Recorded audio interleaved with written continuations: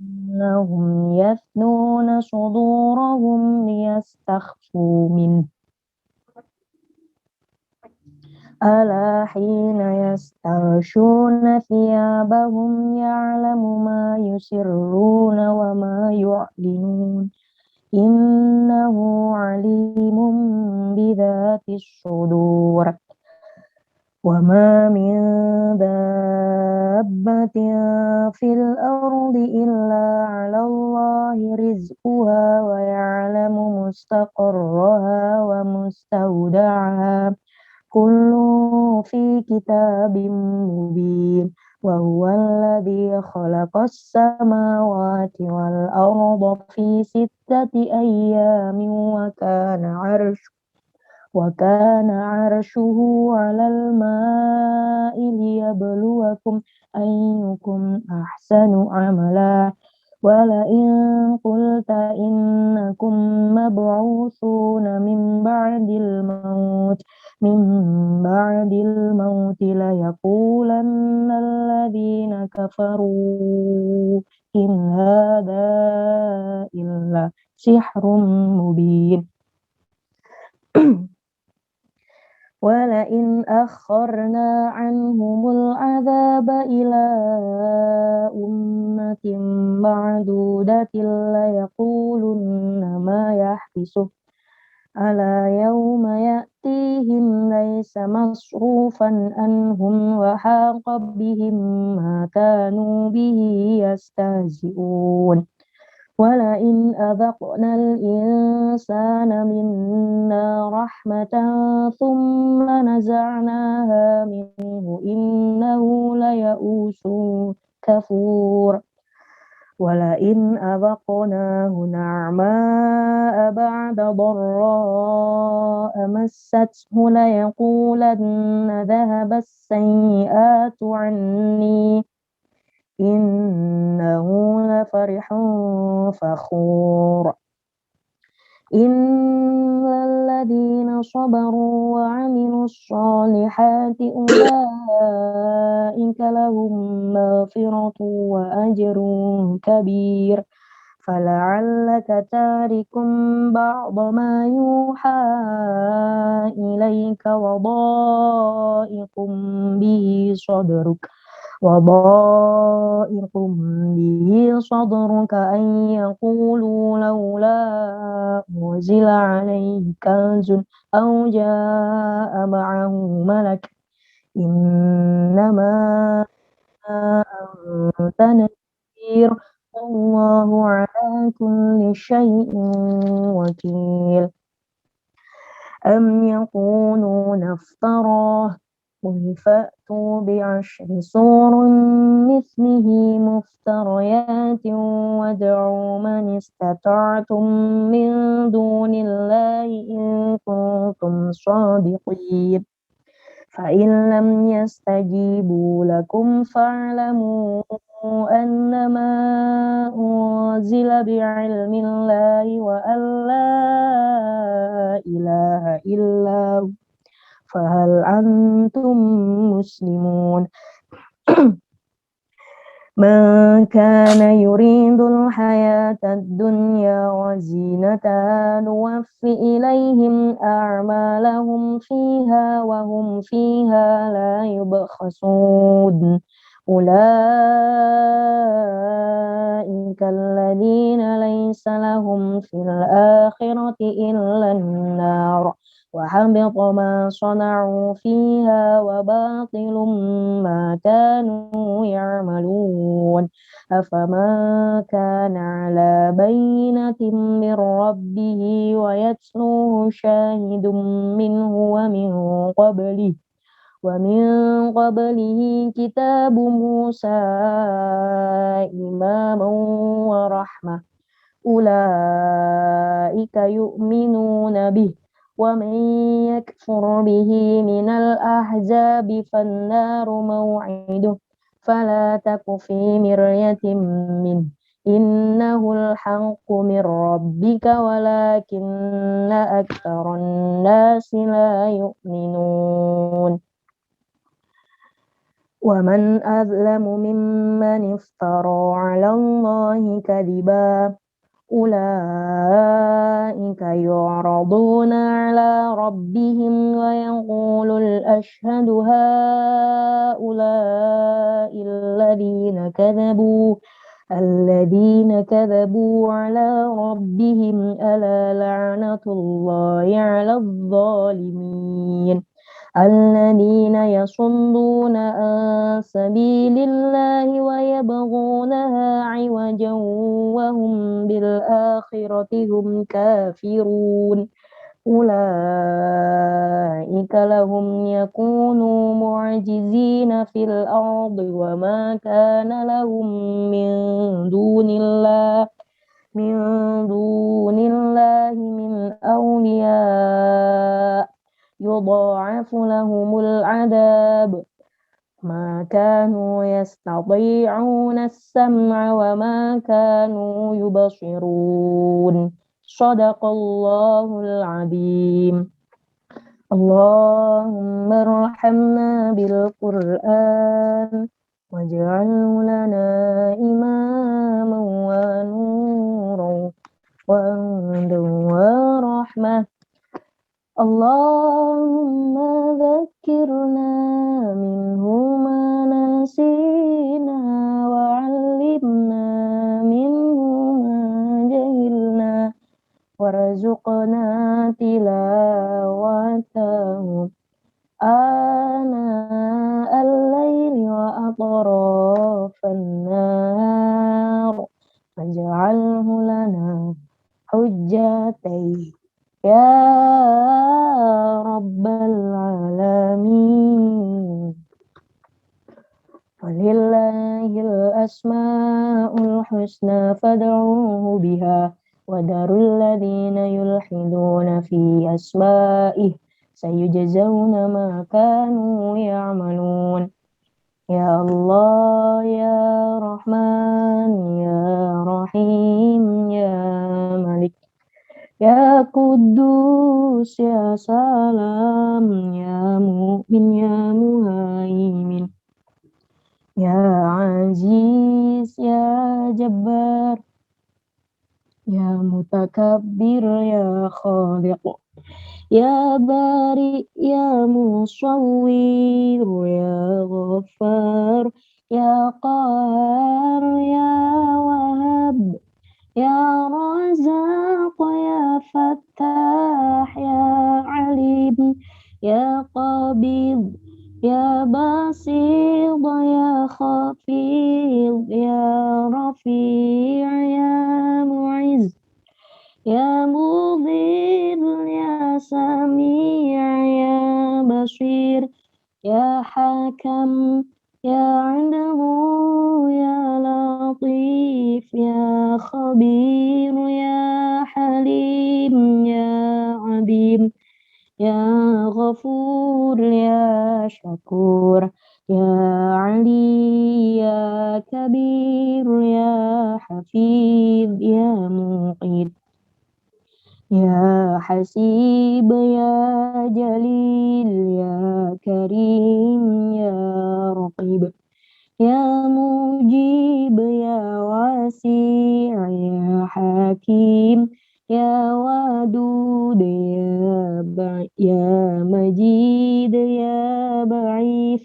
يا شهيد يا حق يا وكيل يا قوي يا متين يا ولي يا حميد يا موصي يا مبدي يا مؤيد يا محيي يا مميت يا حي يا قيوم يا وجيد يا مجيد يا واحد يا أحد يا صمد يا قادر يا مقتدر يا مقدم يا مؤخر يا أول يا أخير يا ظهير يا بطين يا غني يا متعالي يا بار يا تواب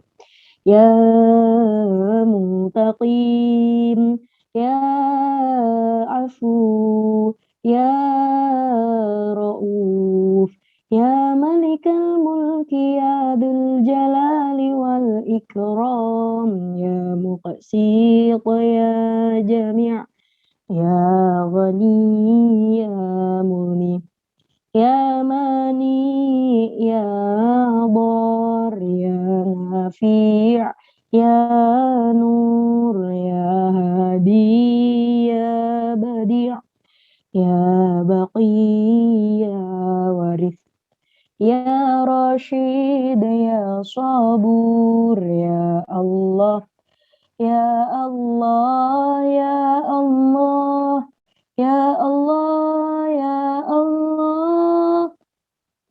Alhamdulillahirabbil alamin. Selanjutnya sebelum kita menyimak bersama kajian yang akan disampaikan oleh Ustadz Barkus, jangan lupa untuk menyiapkan peralatan menulis, yakni bullpoint dan buku ya pastinya, untuk bersama-sama mendengarkan dan menghayati apa yang disampaikan oleh Ustadz Barkus dengan tema mengisi atau memaknai Hari Raya Idul Adha di tengah pandemi ini. Dengan Ustadz yang tak asing lagi dengan kita, yang bersama-sama kita banggakan, yakni Ustadz Barkus. Assalamualaikum Ustadz, bagaimana kabarnya, sehat? Waalaikumsalam, alhamdulillah sehat. Kolesterol masih aman ya Ustadz? Alhamdulillah aman. Alhamdulillah. Baiklah, mari kita simak bersama kajian oleh Ustadz Barkus, yakni memaknai Idul Adha di tengah pandemi. Kepada Ustadz Barkus, waktu dan tempat kami persilahkan. Terima kasih, Bu Ilmi. Bismillahirrahmanirrahim. Assalamualaikum warahmatullahi wabarakatuh. Waalaikumsalam warahmatullahi wabarakatuh. Rabbi syurah li sadri wa yassir li amri wahlul 'uqdatam min lisani yafqahu qawli.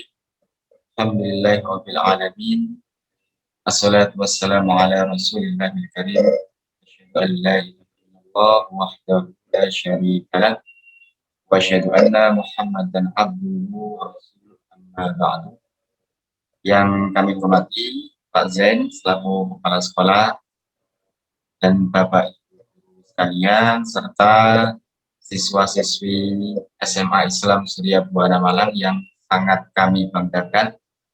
Alhamdulillah hari ini kita masih diberikan kesempatan oleh Allah Subhanahu wa taala bertatap muka secara virtual ini dalam rangka kita tetap harus selalu berzikir kepada Allah Subhanahu wa taala dan mengadakan kegiatan-kegiatan yang bersifat peningkatan iman dan takwa, karena kalau kita ketahui bersama bahwa hari ini adalah hari yang luar biasa, karena di antara hari Idul atau hari raya umat Islam yang disebutkan dalam sebuah hadis itu disimpulkan menjadi 3 hari raya.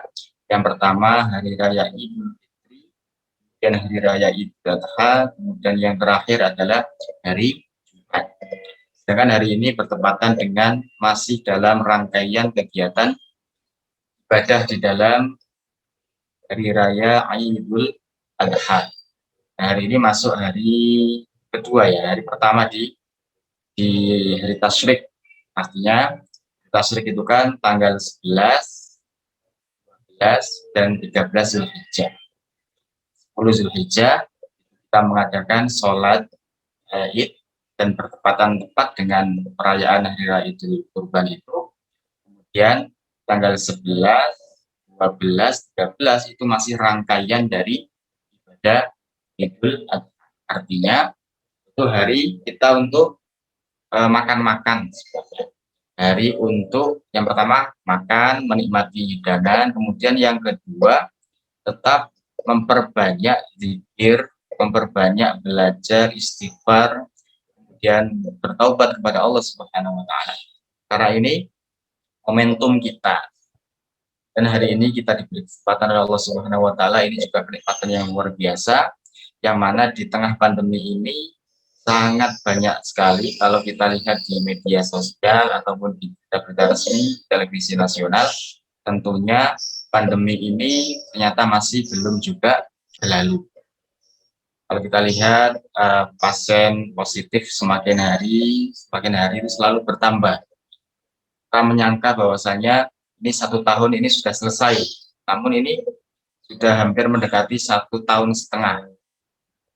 Dan kita juga berharap waktu itu mudah-mudahan di awal tahun ajaran baru 2021, 2022 ini kita sudah offline tatap muka. Namun ternyata tidak kita duga masih belum bisa kita lakukan. Namun waktu ini kita manfaatkan dengan sebaik-baiknya walaupun secara virtual ini.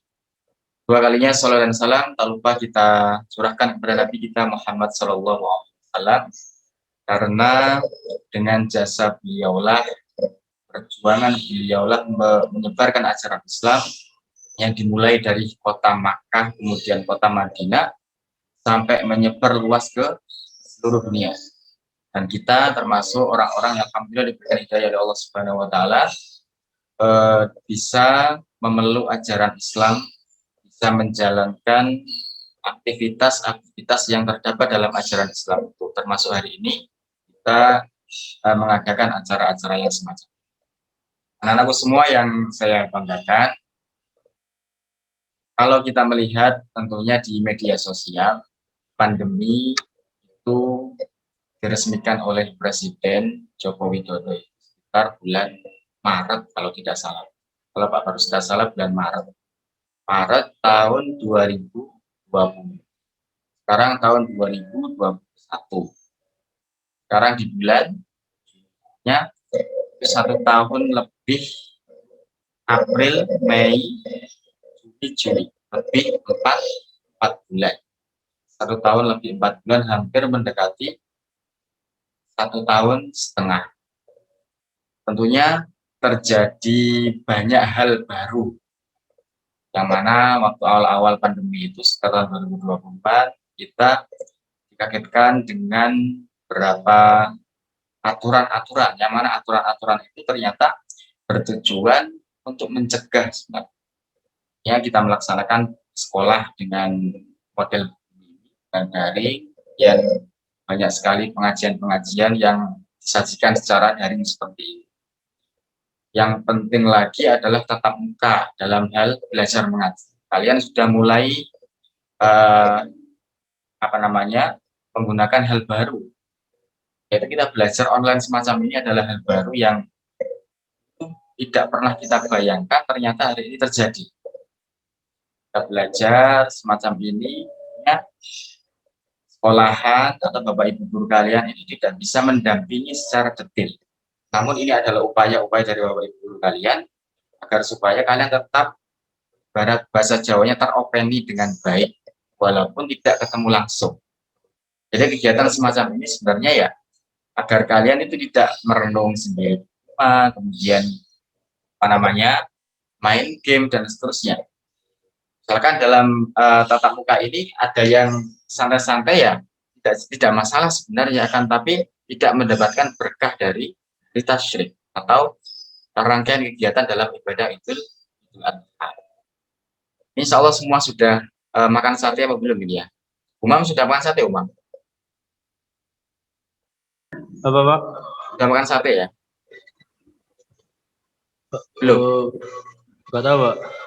Belum. Sudah makan sate apa belum? Udah Pak. Sudah. Kalau Sultan Alam ini sudah apa belum? Ampun Pak, tadi malam. Sudah di malam. Baik. Bu Ilmi sudah Bu Ilmi? Belum, Pak. Oh, belum. Ditunggu saja Bu Ilmi, nanti insya Allah di sekolahan akan mengadakan hari Kamis, insya Allah besok ada penyembelihan. Baik anak-anak semuanya, hari ini kita akan membahas tentang Idul Adha dan pandemi. Ada dua kata kunci yang perlu kita bahas bersama. Mohon disimak baik-baik. Kata kunci pertama adalah Idul Adha, kemudian kata kunci kedua adalah pandemi. Idul Adha secara makna, secara bahasa, itu kalau kita berbicara bahasa berarti bahasa itu terdiri dari 3 unsur. Ada 3 unsur. Ini saya akan menjelaskan, mohon disimak dengan baik. Ini hal yang penting bagi anak SMA Islam Surya Buana, sehingga nanti tidak lagi salah memaknai secara asal-usul bahasa ini. Baik itu Idul Fitri dan Idul Adha. Nanti ini akan saya kaitkan untuk makna secara bahasa ya, secara linguistik lah, bahasa akademiknya seperti itu. Jadi kata Idul Adha itu kan mesti terdiri dari ada suara, ada yang mengucapkan. Itu unsur bahasa yang pertama adalah aswat. Aswat itu suara. Teks tertulis tanpa diucapkan, disuarakan, dia akan menjadi teks mati. Itu unsur bahasa yang pertama adalah suara atau aswat. Kemudian ada kata. Itu ada kata. Katanya apa? Ada aidun, kemudian ada adha.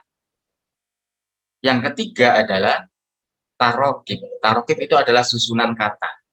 Tarokib. Ternyata kata Idul Adha itu susunannya dari kata aidun kemudian adha dan mempunyai makna secara bahasa. Kan seperti itu. Kemudian kita orang Indonesia, kata Idul Adha ini dari bahasa Arab ya.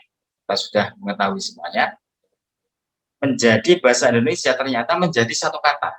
Kalau tadi malam Pak Barus ngecek di kamus KBBI, nanti kalau Pak Barus keliru mau diluruskan, Pak Agel yang jadi guru bahasa Indonesia, Idul Adha itu dianggap satu kata dalam bahasa Indonesia. Ini kan terjadi pergeseran atau penyerapan. Karena Idul Adha ini adalah kosakata orang Islam, yang mana bahasanya adalah bahasa Arab, kemudian kita menjadi penduduk Indonesia, itu juga memerlukan kosakata Islam, karena kita ini beragama Islam. Sehingga kita memaksakan Idul Adha yang itu dari bahasa Arab, kita serap, kita carikan alternatif yang menjadi bahasa kesepakatan KBBI itu menjadi Idul Adha tanpa spasi. Itu yang benar. Idul Adha, bukan Idul spasi Adha secara bahasa Indonesia. Kemudian secara bahasa Indonesia juga kita memahami Idul Adha itu ya, kita mengetahui yaitu adalah hari raya Idul Kurban. Ya, hari Idul Kurban. Oke, ini secara mafhum. Mafhumnya kita sudah sama-sama tahu. Idul Adha itu adalah hari berkurban. Benar, dalam konteks pemahaman ini sangat benar. Tapi kita perlu tahu asal-usul sebenarnya. Dalam bahasa Arab itu ada istilah aid. Aidun ini sendiri juga mempunyai 2 pandangan yang berbeda para ulama ini. Ada yang mengatakan aidun ini adalah kosakata yang beku atau yang jamid. Isim jamid. Isim jamid itu adalah isim yang tidak punya akar kata dari kata apapun. Aid. Ini satu pandangan. Sama halnya dengan kursiun. Kursiun kan tidak memiliki akar kata. Beda dengan miftahun, kunci. Miftahun itu kunci. Ini akar kata apa? Akar katanya fataha. Atau misalkan sujud. Sujud itu ada akar kata. Dalam bahasa Arab disebut isim mustaq. Ya, dari kata sajadah. Sama dengan masjid atau juga musola dan seterusnya. Itu adalah kata kerja yang mempunyai akar kata. Tapi aidun, satu pandangan para ulama ini mengatakan aidun ini tidak punya akar kata. Dia adalah isim jamid yang artinya adalah hari raya. Dalam kitab fikih di situ adalah aidain, 2 hari raya. Aid dimaknai sebagai hari raya, artinya adalah hari raya. Dan pandangan yang lain, aidun ini dianggap sebagai isim mustaq. Mustaq itu berarti isim kata benda yang mempunyai akar kata. Akar katanya dari kata-kata ada, ya'udu, aidan, wa audan. Ada, ya'udu artinya kembali. Ya. Jadi kata aid sendiri ini mempunyai 2 versi pendapat. Yang pertama artinya hari raya, yang kedua artinya kembali. Ini secara bahasa ya. Bedakan secara bahasa dengan secara istilah atau secara terucap atau nutun dengan mafhum. Itu beda. Sama halnya dengan sholat. Sholat itu kan kita memahaminya atau secara mafhumnya adalah ya yang kita kerjakan dari takbir sampai dengan salam. Gitu ya, itu sholat. Tapi sholat itu mempunyai makna secara bahasa, artinya doa. Tapi kita menggunakan bahasa sholat itu kan secara mafhumnya, mafhum atau secara syaraknya atau istilahnya. Ya, ini paham ya kira-kira penjelasan Pak Bagus ya? Sultan paham ya? Belum saya lanjutkan, Arif Sigit bisa dengar Pak Bagus? Iya, Pak. Nah, sholat itu apa Sigit? Sholat itu berdoa. Berdoa secara bahasa kan, tapi sesuai apa yang kita pahami, sholat itu adalah ibadah yang dimulai dari takbir, kemudian diakhiri dengan apa sih? Salam. Dengan salam. Itu mafhum atau secara syara atau secara istilah. Jadi kita mau mengkupas makna Aid secara kebahasaan. Walaupun kalian sudah tahu Idul Adha itu ya hari raya berkurban. Tapi anak-anak SMA Islam sendiri harus lebih memahami kosakata Aid. Dari kata-kata ada ya'udu kembali. Sehingga kalau kita gabung dengan versi yang kedua, ada ya'udu atau kembali, Aidul Adha itu adalah kembali berkurban. Aidul Adha kembali berkurban. Bisa kembali berkurban bagaimana? Gitu. Kayak orang yang tidak memiliki kata Aidun itu dari kata-kata ada ya'udu. Jadi Aidun kalau secara bahasa terjadi perbedaan pendapat, tetapi secara maknanya kita maknai sebagai hari raya berkurban. Entah itu misalnya kita maknai sebagai ya kembali berkurban itu boleh Pak, ya boleh saja karena ini rutin dikerjakan. Sama kayak Idul Fitri. Idul Fitri ada yang mengatakan hari raya Fitri, hari raya berbuka. Ada yang mengatakan kembali suci. Ini juga terjadi perbedaan. Ada Aidun dikatakan hari raya besar Jamid, tidak mempunyai akar kata ada yang mengatakan Aidun itu punya akar kata, ada yang artinya kembali suci, ada yang mengatakan kembali berbuka dari kata-kata iftar, futur, fitrun. Kalau fitroh itu kan ada tak marbutohnya, jadi bersih atau kembali suci. Itu perbedaan pendapat dari pakar linguistik untuk memaknai Idul Fitri dan Idul Adha. Kemudian Al-Adha ini nyaris tidak ada perbedaan. Adha dari kata dhaha, yadha. Dan di situ ada udhiyah. Udhiyah itu binatang atau hewan kurban. Jadi untuk masalah Adha ini tidak menjadi hal yang berbeda secara serius. Kita sudah memaknai bersama Adha adalah hari raya kurban. Hanya saja mafhumnya nanti dikaitkan dengan waktu duha. Karena Adha ini turunan katanya itu sama dengan waktu duha. Jadi secara bahasa Idul Adha itu adalah ya hari raya kurban, hari raya kurban. Kemudian yang dilaksanakan biasanya pada waktu duha. Padahal kita menyembelih sore kan boleh saja. Seperti itu kan. Mana karena ada secara bahasa.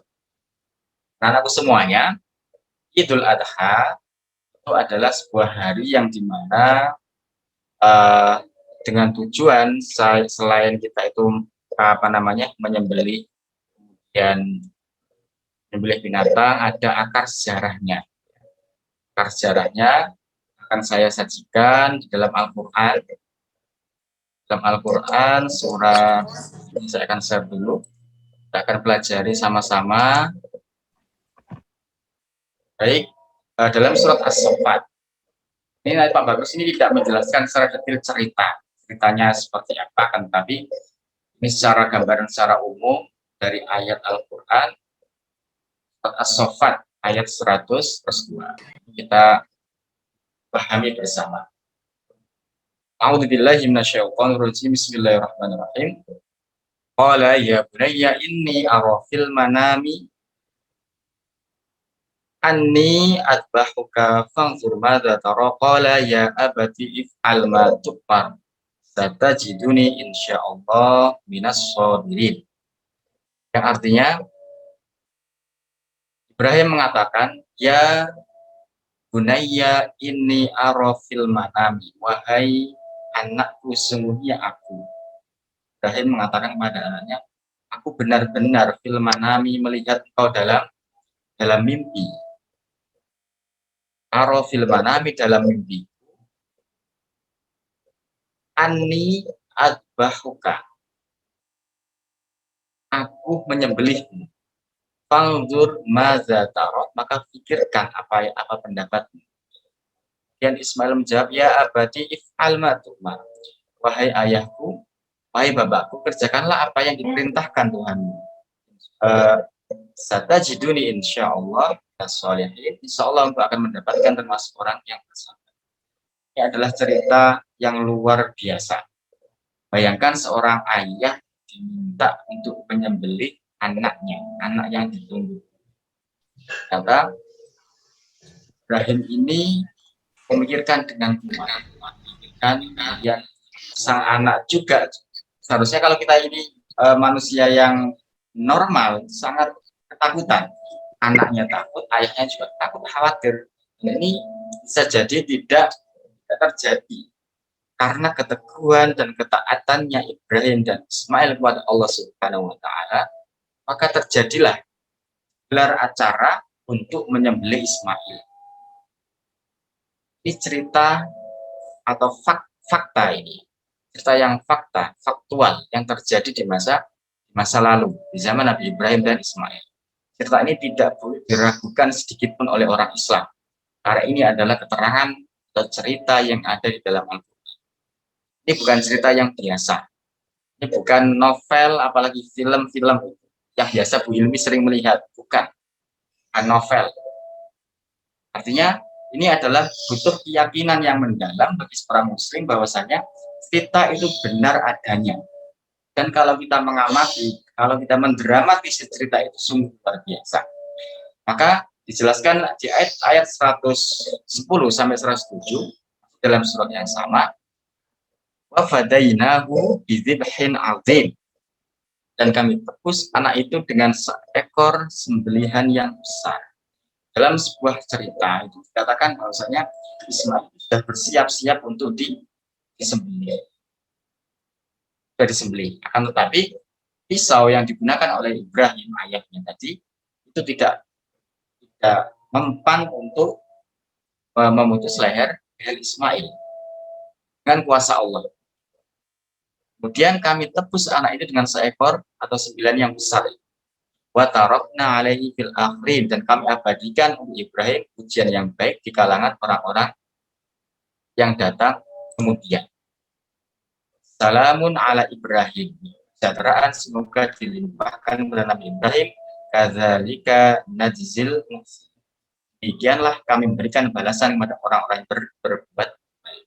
Catatannya adalah peristiwa Ibrahim dan Ismail waktu itu, Ismail tidak jadi disembelih, tetapi Allah menggantikan dengan binatang sembelih.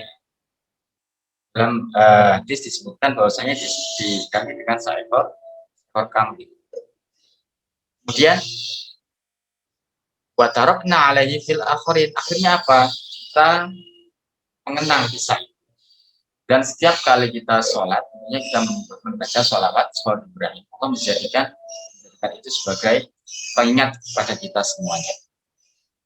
Baik anak-anakku semuanya, singkat cerita tadi bahwa hari ini kita sama-sama melaksanakan ibadah Idul Adha, Idul Kurban.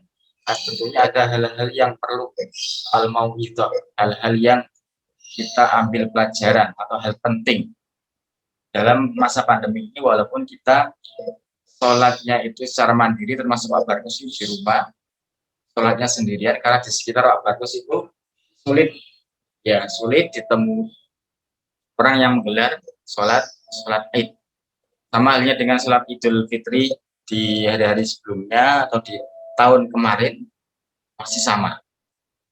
Tapi walaupun begitu, kita ini sebagai seorang Muslim, kemudian kita mempunyai pemerintah, ternyata pandemi ini jangan difahami hanya sebagai konspirasi atau sebagai real politik, murni politik.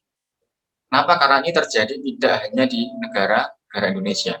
Kalau misalkan pandemi ini terjadi di negara Indonesia, mungkin kita bisa bersangka bahwasanya ini adalah konspirasi nasional kalau hanya di Indonesia.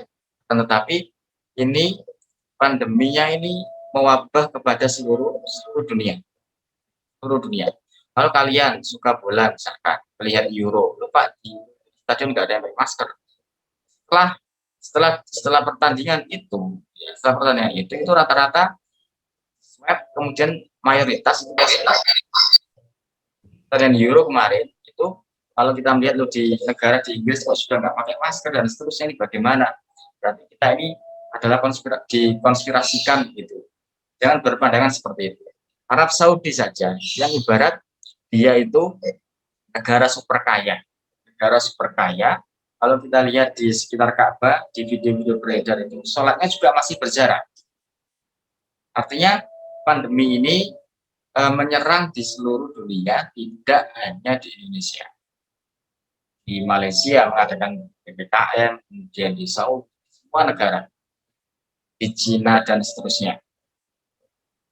Jadi al-mau'izah atau pelajaran penting antara Idul Adha dan pandemi adalah kita tetap harus mentaati protokol kesehatan sebagai wujud atau aktualisasi ketakwaan kita kepada Allah.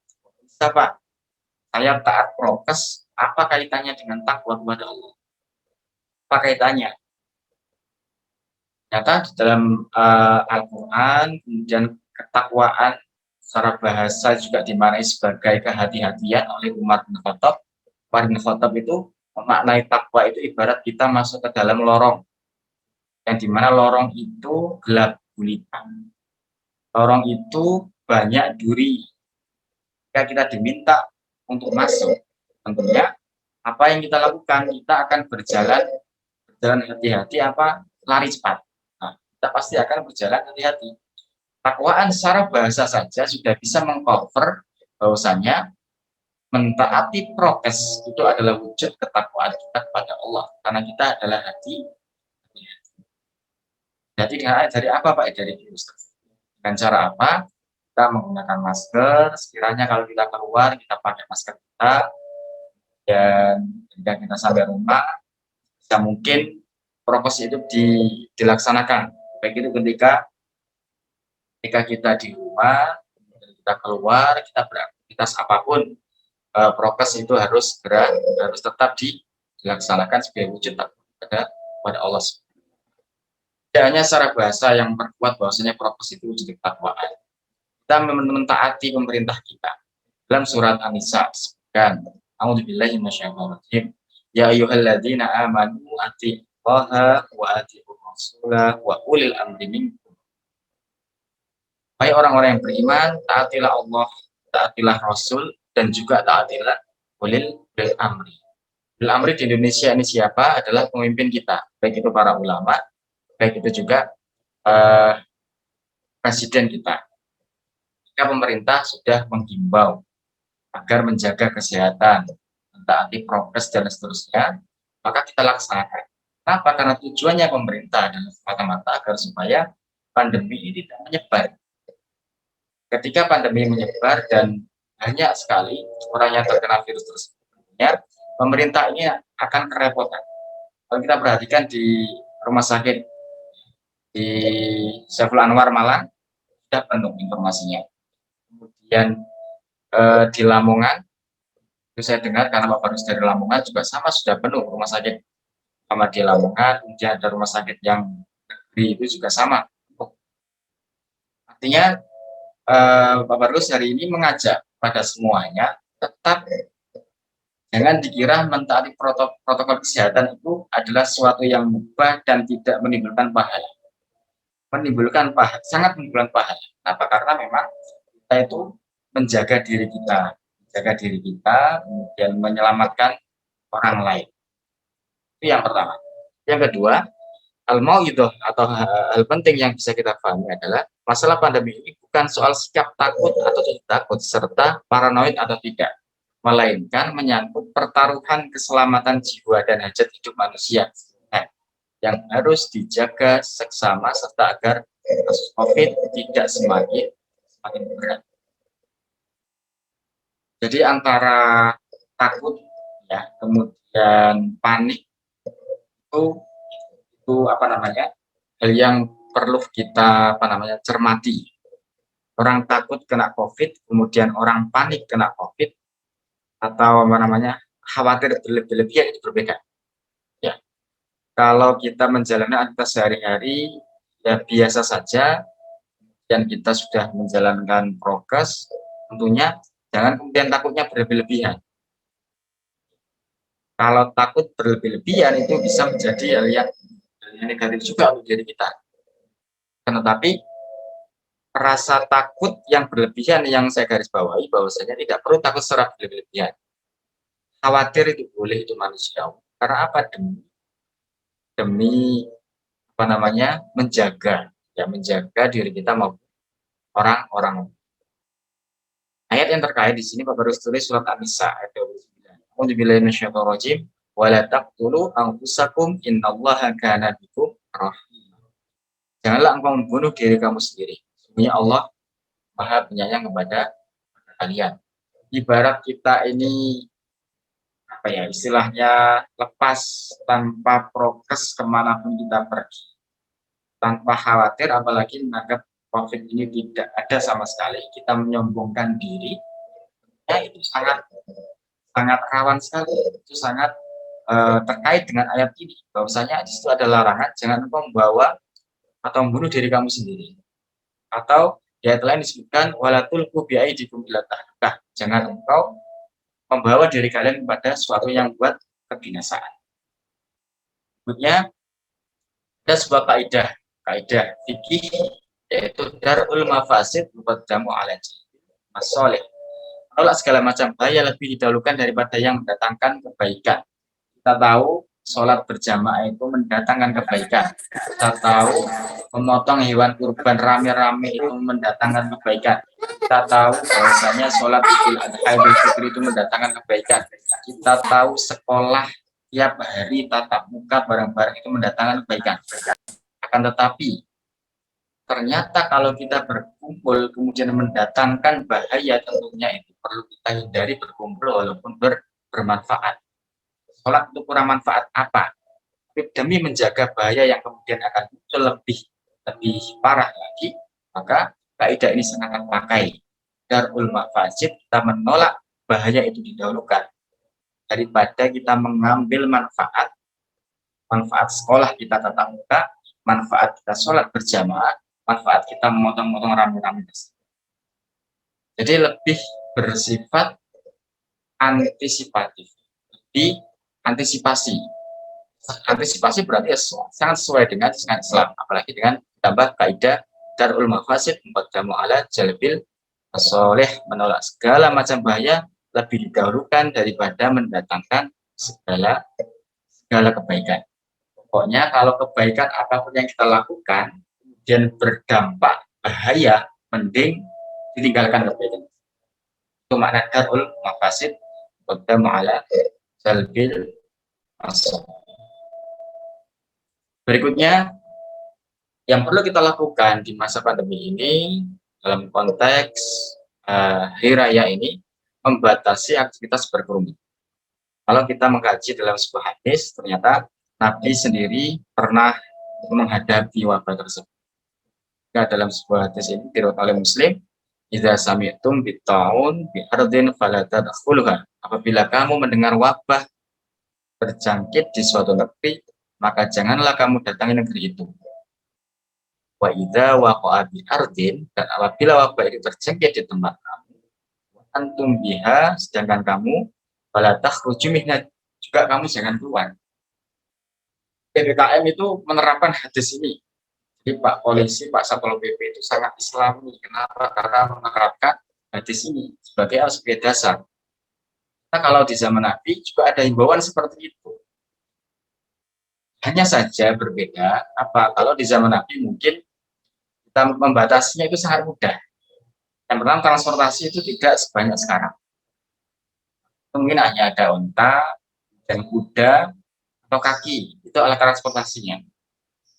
Kalau berjalan kemudian lebih pada apa namanya ya, efek di perjalanan karena lama lebih bahaya, ya di apa namanya, lebih mudah mencegah sebenarnya. Tapi kalau sekarang karena sangat banyak alat transportasi, kemudian dirasa transportasi di zaman sekarang itu lebih aman dan seterusnya, pada akhirnya ya banyak kan akhirnya orang yang agak memaksa seperti itu, maksa mudik, maksa berkunjung dan seterusnya. Tapi tetap ikhtiar. Transportasi sekarang itu kan ikhtiar melindungi kita dari virus. Misalkan di dalam transportasi di kereta api kan ada batas, lebih bersih, lebih terjangkau, kemudian kita pakai mobil sendiri, kemudian pakai pesawat dan sebagainya, itu lebih berat kalau itu dibandingkan dengan transportasi zaman Nabi lebih sehat yang sekarang, ya kan nggak kena angin dan seterusnya. Nah, tapi walaupun seperti itu, tetap himbauan yang benar, ikhtiar kita sebagai seorang muslim adalah kita kalau di sekitar wilayah kalian ada apa namanya, ada yang terkena virus, lebih baik jangan kemudian mudah keluar-keluar, ditakutkan wabah itu menular pada di luar tempat kalian. Ibunya Rasulullah juga memerintahkan untuk tidak dekat-dekat untuk melihat orang yang mengalami kusta dan lepra. Ini sebenarnya tidak ada kaitannya, kan, tapi ini adalah upaya ikhtiar.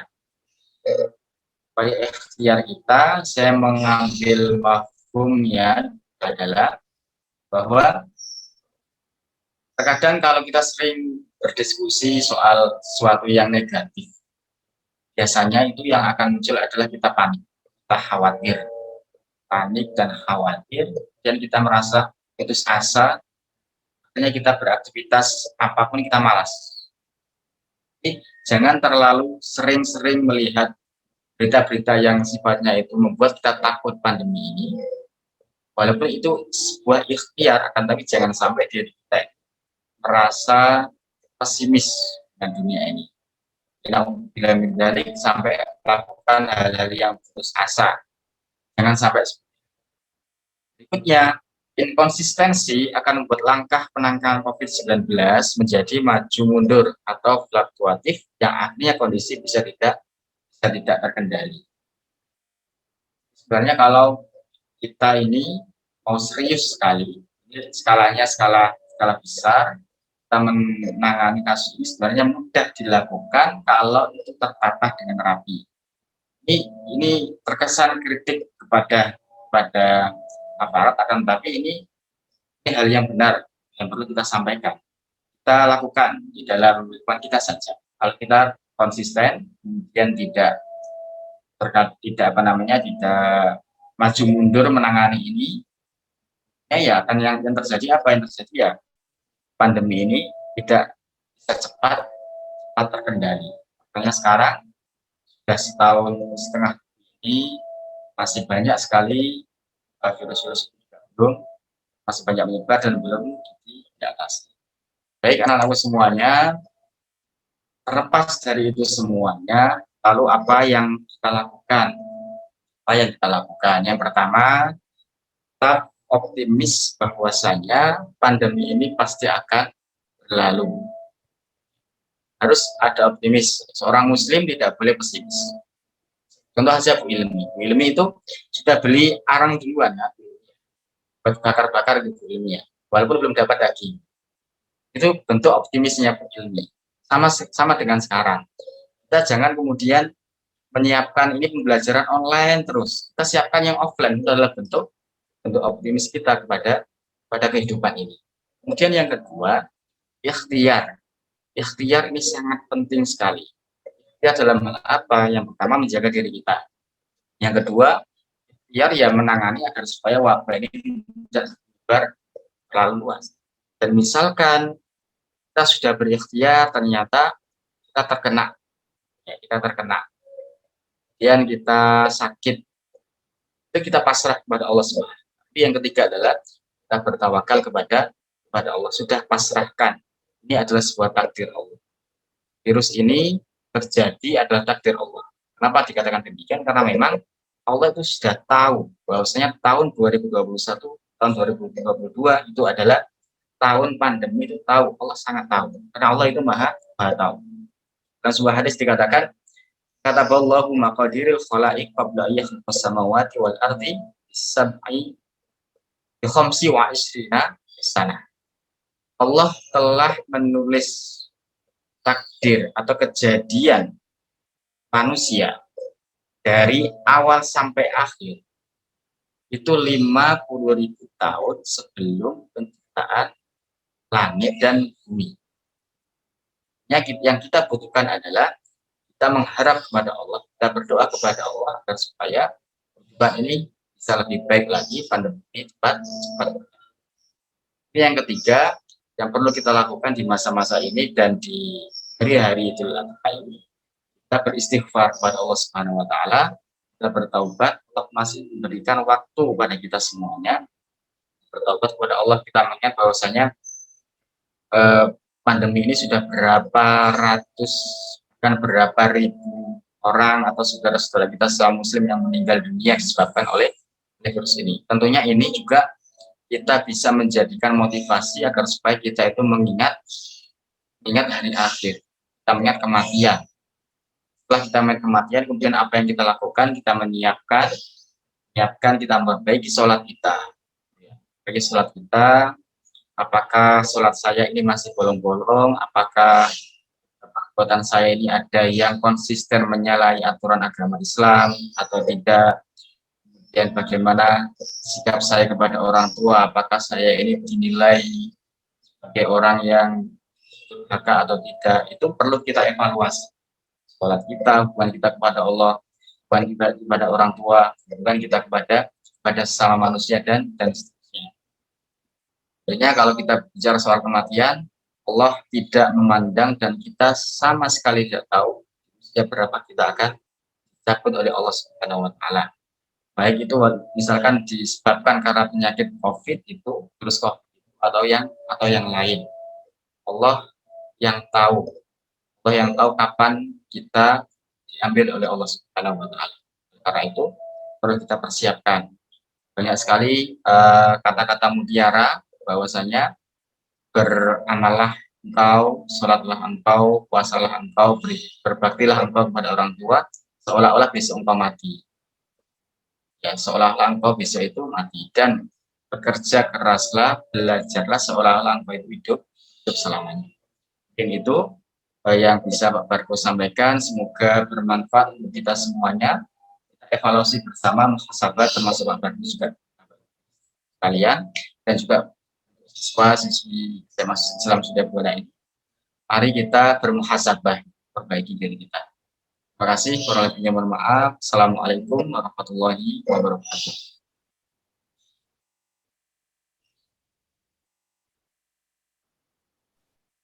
Terima kasih disampaikan kepada Ustadz Barkus atas tausiahnya, dan bisa kita ambil kesimpulan bahwasanya ada dua hal yang perlu disimpulkan di sini. Yang pertama yakni tentang pengertian Idul Adha menurut bahasa, yakni dari kata Aid dan Al-Adha, di mana Al-Id sendiri itu berarti hari raya, atau ada sebagian ahli bahasa mengartikan bahwa berarti kembali suci, dan Al-Adha yakni berasal dari kata doha ya, yang berarti hewan kurban, atau bisa diartikan yakni waktu duha, atau dalam bahasa istilah Idul Adha yakni menyembelih hari raya hewan kurban, menyembelih hewan kurban di waktu duha. Seperti itu Ustaz Barkus.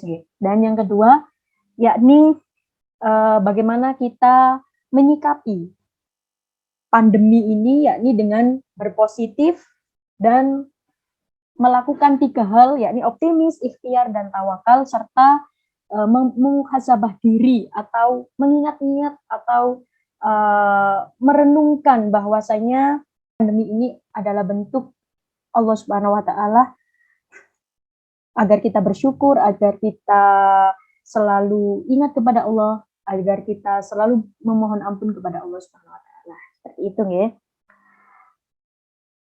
Sebelum acara ini berakhir, kami harap untuk anak-anakku sekalian dan Bapak Ibu Dewan Guru peserta virtual tausiah Idul Adha untuk men-on-kan kamera atau menghidupkan kamera dan akan diambil dokumentasi untuk hari ini. Saya tunggu 15 detik ya, saya hitung. 1, 2,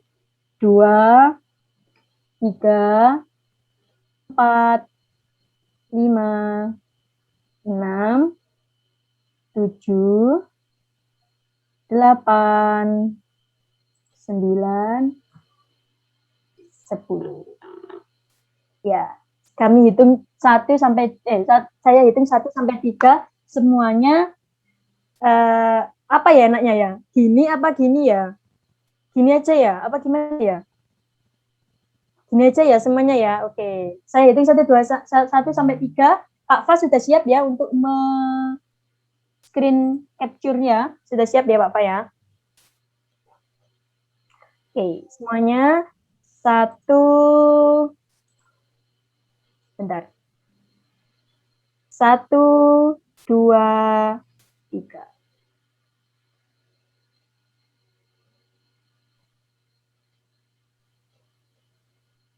Terima kasih semuanya.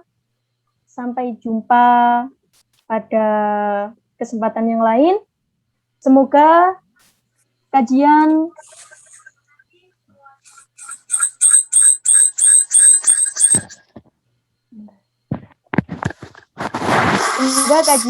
virtual hari ini dapat membawa manfaat untuk kita semua, dapat kita amalkan ilmu yang disampaikan oleh Ustadz Barkus, dan dapat membawa berkah untuk kita semua. Amin amin ya robbal alamin.